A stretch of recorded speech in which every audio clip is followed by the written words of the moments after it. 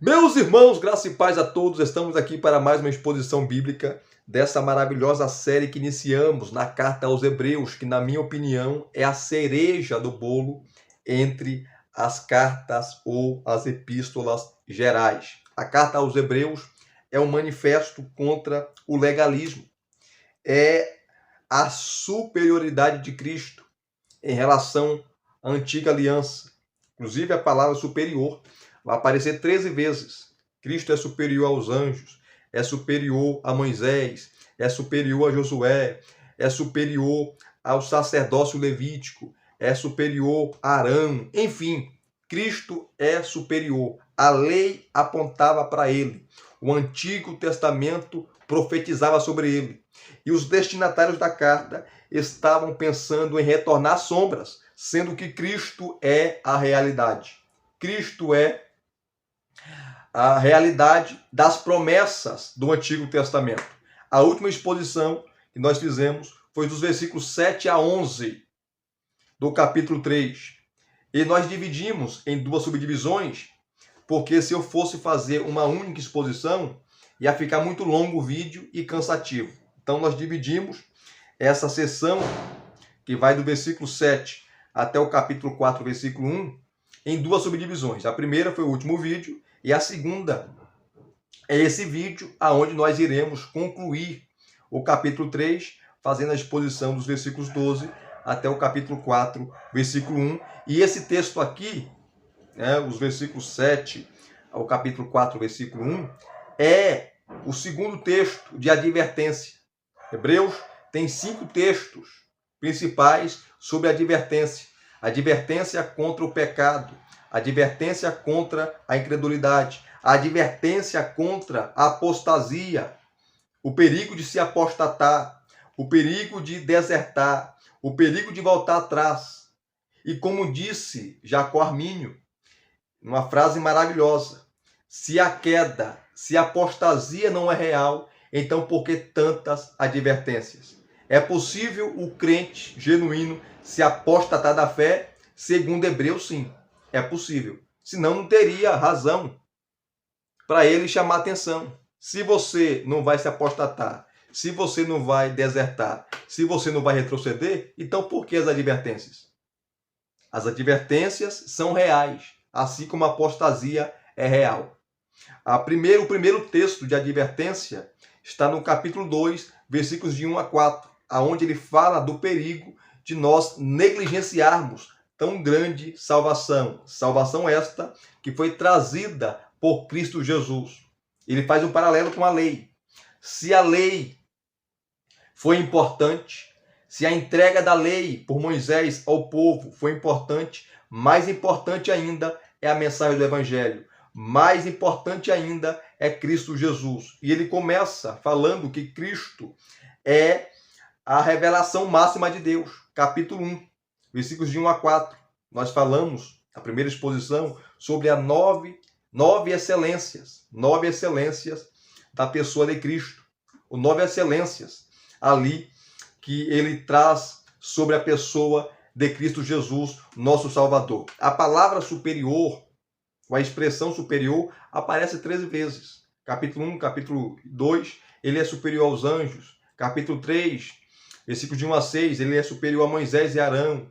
Capítulo 4, é superior a Josué. A nova aliança é superior.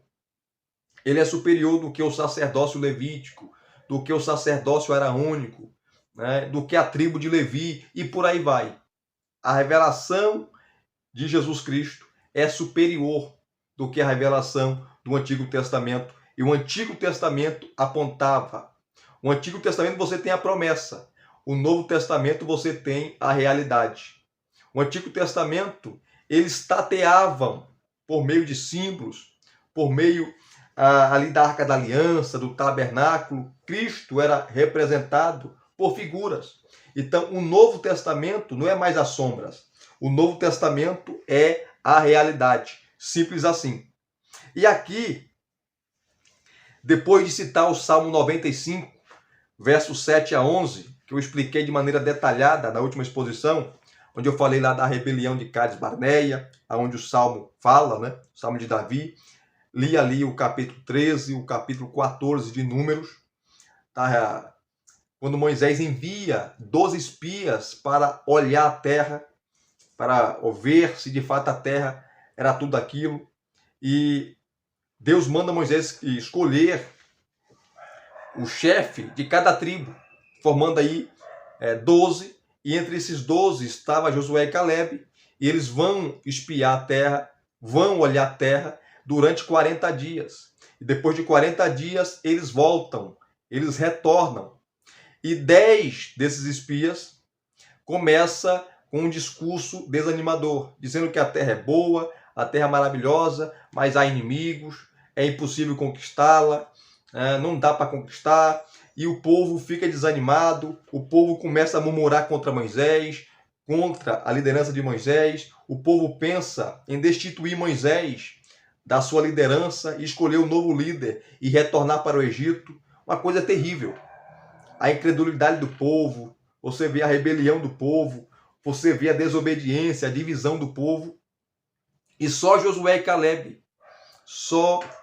Caleb animam o povo dizendo que Deus iria cumprir as suas promessas, pois ele não é mentiroso. E o link que o escritor faz com os seus destinatários, citando essa rebelião de Cades Barneia, e citando aqui o Salmo 95, de 7 a 11, é simplesmente o perigo de acontecer com esses crentes o que aconteceu com os seus pais no deserto, que aquela geração que saiu do Egito morreu no deserto devido à desobediência, devido à incredulidade. E era o que estava acontecendo com os destinatários dessa carta, cristãos judeus que estavam pensando em retornar ao judaísmo, em retornar às sombras, em retornar a Moisés, a lei, as tábuas de pedra. E nós iremos agora concluir o capítulo 3, fazendo a exposição dos versículos 12 ao capítulo 4, versículo 1, lembrando que toda a sessão aqui é uma só. Começa do versículo 7 até o capítulo 4, versículo 1, e eu só dividi em duas exposições. A primeira foi dos versículos 7 a 11, o último vídeo, e essa agora, onde nós iremos concluir, porque se eu fosse fazer um único vídeo ou uma única exposição, ia ficar muito longa, ia ficar muito cansativa. Por isso que eu dividi em duas partes. Então assista a última exposição, onde eu detalho, e você vai ser edificado e abençoado. E agora, nós iremos dividir essa exposição, onde nós iremos concluir o capítulo 3, em duas partes principais. Os versículos 12 a 14, é a primeira parte, os versículos 12 a 14, aonde o escritor fala para não se render, ou não se rendermos à incredulidade. E a segunda parte, ele vai falar que a incredulidade desemboca em graves pecados contra o Senhor, contra Deus. Os versículos 15 até o versículo 18, ou melhor, até o versículo 4, até o capítulo 4, versículo 1. Até o capítulo 4, versículo 1. Versículo 15 do capítulo 3 até o capítulo 4, versículo 1. Então, vamos aqui sem delongas para a exposição desse maravilhoso texto. Diz assim, os versículos 12 a 14. Tenham cuidado, irmãos, para que nenhum de vós tenha um coração mau e descrente, que se afaste do Deus vivo. Pelo contrário, animem uns aos outros todos os dias, durante o tempo que se chama hoje, a fim de que nenhum de vós seja endurecido pelo engano do pecado, porque temos nos tornado participantes de Cristo, se de fato viermos a guardar firme até o fim a confiança que desde o princípio tivemos. Aqui é um tom de alerta, é um alerta contra a incredulidade. Eu não quero que vocês, em outras palavras, eu não quero que vocês se tornem incrédulos como o pai de vocês, lá na rebelião de Cades Barneia. E é por isso que ele cita o Salmo 95, o Salmo de Davi, versos 7 a 11. Aquela geração não entrou devido à desobediência, não entrou em Canaã, não desfrutou do descanso de Canaã, não desfrutou das benesses de Deus devido à sua desobediência e incredulidade. Eles estavam chamando Deus de mentiroso, porque a incredulidade é isso. É você chamar aquele que prometeu, aquele que fez a promessa de mentiroso, de fraco, de indolente, de impotente. E o escritor, de maneira pastoral, carinhosa, porque você vê, né, e como eu falei, esse é o segundo texto de advertência das 5 passagens que nós veremos aqui sobre a advertência, né? Em não voltar, em não retroceder, contra a apostasia, porque, como disse Armínio, Jacó Armínio, se a apostasia não é real, então por que tantas advertências? Se a queda não é real, o perigo de retroceder, o perigo de um crente genuíno voltar, desertar, não é real, não tem sentido as advertências. As advertências e a apostasia é real. E o escritor da carta o tempo todo está alertando. Cuidado. Olha, vigiem. Cuidado para não retroceder. Cuidado para não voltar. Olha a posição que vocês estão. Vocês querem voltar para as sombras, sendo que Cristo é a realidade. Não façam isso. Não cometam isso. Cuidado com a incredulidade. Por isso que ele começa o versículo 12, depois de citar o Salmo 95, versos 7 a 11, os versículos 7 a 11 aqui do capítulo 3, ele fala com um tom pastoral. Ele fala com um tom pastoral. Tenha cuidado. Tenham cuidado. Olha o tom pastoral. Olha o carinho que ele tem com os destinatários, as suas ovelhas. Tenham cuidado, irmãos. Tenham cuidado, irmãos, para que nenhum de vós tenha um coração mau. Aqui o grego traz a expressão, né, o entendimento de coração maligno. Tem um coração mau, um coração maligno e descrente, um coração incrédulo, que se afaste do Deus vivo. Assim como os pais de vocês, lá em Cades Barneia, eles se afastaram de Deus devido ao pecado na incredulidade, a mesma coisa pode acontecer com vocês. A mesma coisa pode acometer vocês. Não retornem, aguente firme. Cristo está com vocês. A revelação dele é superior. A nova aliança é superior. Tome cuidado. Tome cuidado. Para que nenhum de vocês tenha um coração mau e descrente que se afaste do Deus vivo. 13. Pelo contrário, olha só, animem uns aos outros, fortaleça uns aos outros, abrace uns aos outros, encoraje uns aos outros. Vocês são irmãos, vocês devem estar em comunhão uns com os outros. Se alguém está fraco, estende a mão da graça, estende a mão da misericórdia, estenda a mão do amor. Não deixe o seu irmão sucumbir, não deixe o seu irmão retroceder, não deixe o seu irmão voltar, não deixa o seu irmão encher-se de incredulidade, de rebelião. Não deixe. Fortaleça uns aos outros, encoraje uns aos outros. Que texto maravilhoso! Ele fala para ter cuidado no versículo 12, para que eles não tenham um coração mau e descrente, que se afaste do Deus vivo. E no versículo 13, com um tom carinhoso, pastoral, ele fala para cada um animar os seus irmãos. Pelo contrário, animem uns aos outros todos os dias. Todos os dias. Tá? De segunda a segunda, animando, fortalecendo, durante o tempo que se chama hoje, a fim de que nenhum de vós seja endurecido pelo engano do pecado. Veja o contraste que ele faz com o Antigo Testamento. A geração não entrou na terra prometida. A geração que saiu do Egito não entrou por causa da desobediência. Todos eles morreram no deserto. Todos eles foram sepultados no deserto, nas areias do deserto, devido à rebelião, à incredulidade, a divisão, em não crer nas promessas de Deus. A mesma coisa poderia acontecer com eles, em voltar ao Antigo Testamento, em retroceder, em voltar para os altares judaicos, em sacrificar ovelhas, bodes, touros, novilhos, em sacrificar cordeiros, sendo que tudo aquilo apontava para Cristo, que é a realidade, que é a suprema revelação de Deus. Então, o pecado engana, o pecado cega, o pecado manipula.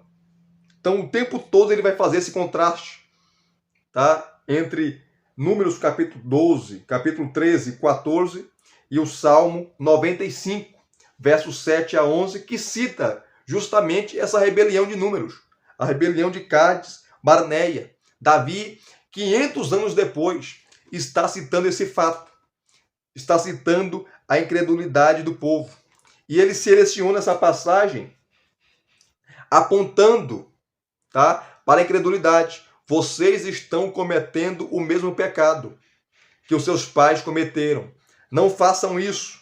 Não façam isso. E o versículo 14 ele diz assim: porque temos nos tornado participantes de Cristo. E como nós se tornamos participantes de Cristo? É quando nós o aceitamos como um único e suficiente Salvador.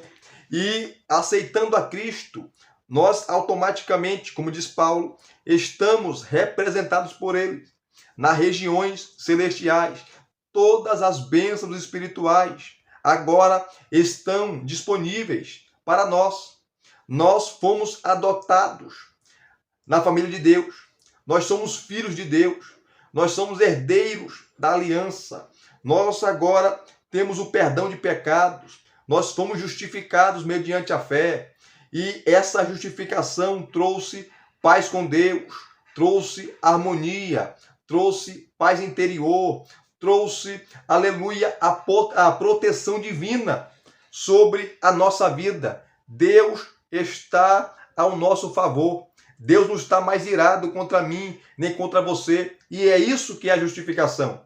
Deus colocou na minha conta, Deus colocou na sua conta, Deus colocou na nossa conta a justiça de Cristo, nos declarando justos, porque Ele pagou a conta, Ele pagou o preço que eu não poderia pagar na cruz do Calvário, me declarando justo, me declarando livre.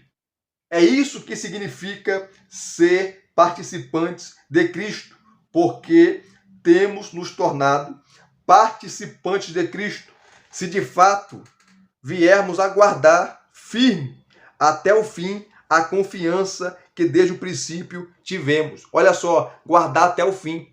Está falando que a nossa caminhada, por mais que seja difícil, por mais que seja de batalhas, de lutas, decepções, aflições, nós não devemos largar o arado. Nós não devemos abandonar o Senhor. Nós não devemos retroceder. Nós não devemos olhar para trás. Nós temos que continuar, nós temos que caminhar, nós temos que prosseguir, porque nós temos nos tornado participantes de Cristo. E se de fato guardarmos firmes até o fim a confiança que desde o princípio, quando nós aceitamos a fé, tá, tivemos. Aí entra a segunda subdivisão, que a incredulidade desemboca em pecados graves contra Deus. Aí ele vai citar de novo o Salmo 95. Diz assim o versículo 15. Como se diz, hoje se ouvirem a sua voz, se nós ouvirmos a voz do Espírito Santo por meio da palavra, porque o Espírito Santo fala por meio da palavra, ele aconselha por meio da palavra, ele diz por meio da palavra, ele traz à tona a revelação por meio da palavra. A palavra fala, a palavra fortalece, a palavra enaltece, a palavra é luz para o caminho, a palavra é lâmpada para os pés. E o Espírito Santo está falando comigo, está falando contigo, está falando conosco. Se hoje nós viermos ouvir a sua voz, nós não devemos endurecer o nosso coração, como foi na rebelião lá de Cádiz Barneia. onde o povo se rebeliou contra Deus e perdeu a chance de entrar na terra prometida, de receber as benesses de Deus, de receber a bênção de Deus devido à incredulidade. A rebelião traz a incredulidade, a desobediência, e a desobediência, a divisão. E aonde tem desobediência e divisão, Deus não opera, Deus não trabalha. A sua decisão vai definir aonde você vai passar a eternidade. Ou você passa, ou irá passar a eternidade com Deus, ou a eternidade sem Deus. Isso aqui é muito sério. Isso aqui é muito sério. Então, no versículo 15, ele já abre dizendo e citando o Salmo 95 mais uma vez. Aí no versículo 16, ele fala assim, olha o versículo 16, até o versículo 19, ele vai citar aqui, e vai fazer várias perguntas retóricas. O que é uma pergunta retórica? É quando eu faço a pergunta e automaticamente você já sabe da resposta. 16, ele fala assim, e quem foram os que ouviram e mesmo assim se rebelaram? Ele está fazendo uma pergunta. Não foram todos os que saíram do Egito por meio de Moisés? Ele faz a pergunta e responde. Ele responde com outra pergunta. Olha só. E quem foram os que ouviram a mensagem e mesmo assim se rebelaram? Não foram todos os que saíram do Egito por meio de Moisés? Qual é a resposta? Sim, foram. Versículo 17. E contra quem Deus se indignou durante 40 anos? Não foi contra os que pecaram, cujos cadáveres caíram no deserto? Ele faz a pergunta no 17 e responde com outra pergunta. Sim, foram eles que ouviram a palavra de Deus, foram eles contra quem Deus se indignou durante 40 anos. Porque se você pegar desde a saída do povo do Egito, foi só murmuração. O povo nunca melhorou, só piorou. Começou a murmuração quando o povo chegou ali no Mar Morto. E já começou a reclamar, Moisés, você trouxe nós para cá, para morrermos aqui, não tem solução, o mar está na frente, dos lados as montanhas, e atrás vem Faraó com seus carros, com seus exércitos. Nós estamos perdidos. E Deus faz um milagre ali. Deus abre o mar e o povo passa a pés enxutos. Mesmo com todos esses milagres, o povo, em vez de agradecer a Deus, endurecia o seu coração. Isso mostra, queridos, que milagre não salva ninguém. Se milagre salvasse, toda aquela geração que saiu do Egito seria salva, entraria em Canaã. Milagre não salva. Milagre não salva. Pelo contrário, os milagres eles viram, presenciaram, água sair da rocha, o mar se abrir, maná cair do céu, cordonizes, e entre outros milagres. Ou milagres extraordinários. Mesmo assim, eles fecharam o coração, endureceram o coração. Por isso que aquele povo ruim, mau, perverso, morreram no deserto, porque durante 40 anos eles provocaram a ira de Deus. Isso, a incredulidade, estava penetrando o coração dos destinatários da carta aos Hebreus.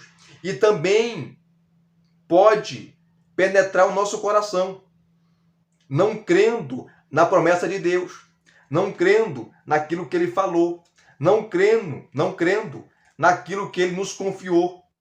Então, o alerta serviu para os destinatários da carta e serve para nós também, essa advertência. Serve para nós também. 17 de novo. E contra quem Deus se indignou durante 40 anos? Não foi contra os que pecaram, cujos cadáveres caíram no deserto.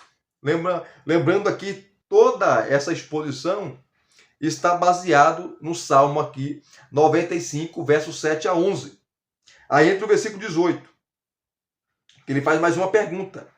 E a quem jurou que não entrariam no seu descanso? Que descanso? O descanso de Canaã, o descanso da terra prometida, senão os que foram desobedientes. Lendo de novo o versículo 18. E a quem jurou que não entraria no seu descanso, senão aos que foram desobedientes. Não tem descanso eterno para desobediente. Não tem descanso eterno para rebelde. Não tem descanso eterno para aqueles que promovem rebelião. Não tem descanso eterno para aqueles que promovem divisão.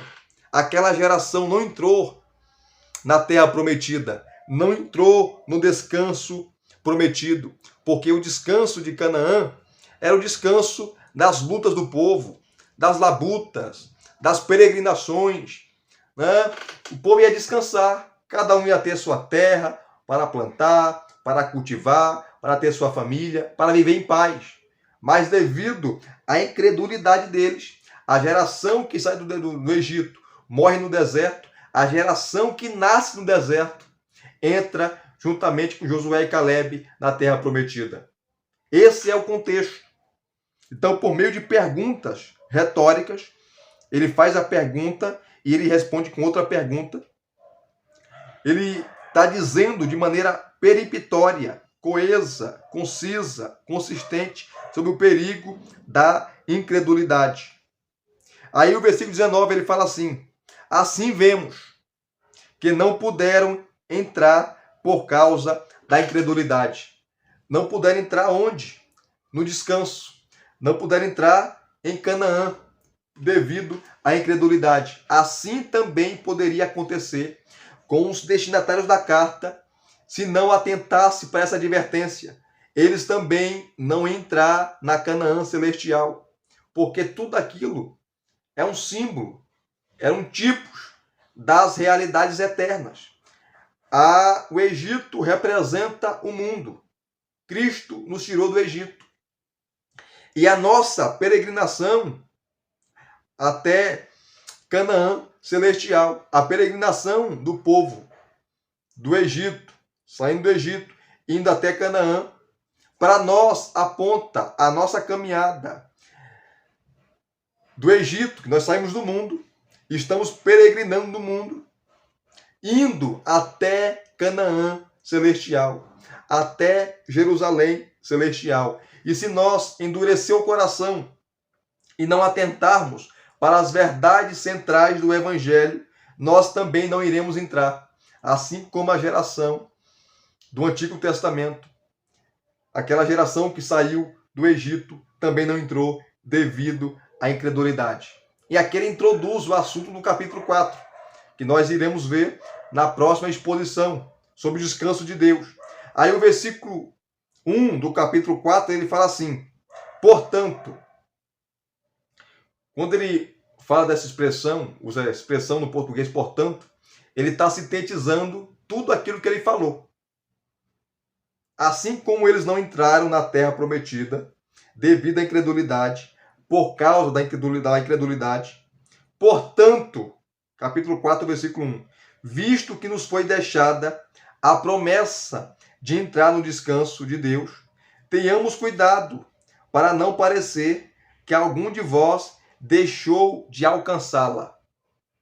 Ele agora está falando com a igreja, porque há o contraste entre o Antigo Testamento, a geração do Antigo Testamento e o Novo Testamento. Os crentes do Antigo Testamento e os crentes do Novo Testamento. E aqui ele fala do alerta, do perigo da incredulidade contra Deus, contra o Senhor. Portanto, visto que nos foi deixada a promessa de entrar no descanso de Deus, tenhamos cuidado para não parecer que algum de vós deixou de alcançá-la. Ele está falando para os destinatários da sua carta. Isso também, essa mensagem aponta para nós. E nós iremos entender que descanso é esse. Que descanso é esse? O descanso eterno, o descanso da fé, o descanso ali, que ele vai falar da criação, o descanso de Deus, que depois de concluir a sua obra, o sétimo dia ele descansou. O descanso de Canaã, que são realidades, são tipos, tá? Da realidade com Cristo, da realidade do novo céu, da nova terra, da realidade do descanso eterno. Mas nós veremos isso na próxima exposição. Então, que nós não venhamos ter um coração duro, um coração incrédulo, um coração rebelde, que nem aqueles que se rebelaram contra Deus, lá em Números capítulo 14, na rebelião ali de Cades Barneia, aonde o escritor cita no Salmo 95, o Salmo de Davi. Depois de 500 anos, Davi está citando aquela situação, mostrando a incredulidade, mostrando os malefícios da incredulidade, os malefícios da rebelião, da divisão, da desobediência. Então é um texto maravilhoso, e é um texto que serve para mim e serve para nós, para você, e serve para a igreja contemporânea, para a igreja de todos os tempos. Serviu para a igreja do passado, serve para a igreja do presente, e se Cristo não voltar, servirá também para a igreja do futuro. Deus abençoe a sua vida, Deus abençoe a sua família. E se você gostou de mais uma exposição bíblica, deixa aqui os seus comentários, deixe o seu like, se inscreva no canal se você não é inscrito e acione o sininho para receberem todas as notificações. Graça e paz mais uma vez. Muito obrigado a todos. Até os próximos vídeos, querendo Deus.